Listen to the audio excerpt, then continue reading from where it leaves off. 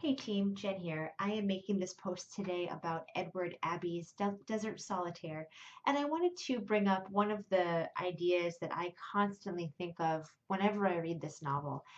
And I always find myself making two comparisons, or wanting to make two comparisons, and never quite sure about how to situate those comparisons. The first one is Abbey's text and particularly his renditions of the natural landscape, always invoke for me um, some tension, I guess, with Burke's idea of the sublime as he presents it in the 19th century.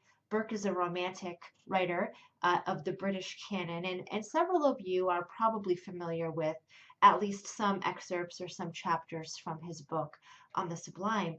And I always find myself calling into question whether or not Abbey's landscapes at moments conform to Burke's ideas of the sublime. I also at times question whether they conform to his ideas of the beautiful um, or the picturesque as well. And I always find myself on the line about that. And I would be very curious to know more about your thoughts about how this landscape does and does not fit into that ideal, that 19th century romantic ideal. The second comparison that I find myself making each and every time I read this novel is putting this novel into context with the Transcendentalist movement in America of the 19th century. And um, I think that's not an investigation that's really apart from an inquiry about the sublime. I think that it kind of goes hand in hand with that in some way. In some ways, I think that there is some crossover between the Transcendentalist movement of the 19th century and Burke's idea of the sublime.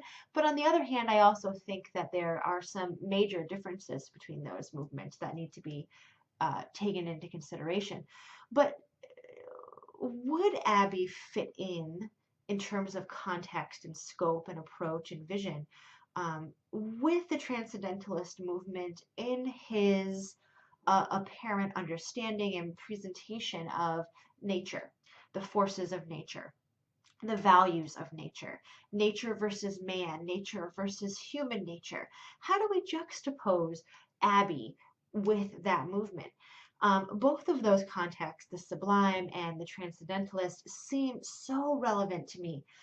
And I could take that further maybe by including some Annie Dillard in there, or maybe including uh, um, Daniel Miller's essay about the darkness of night.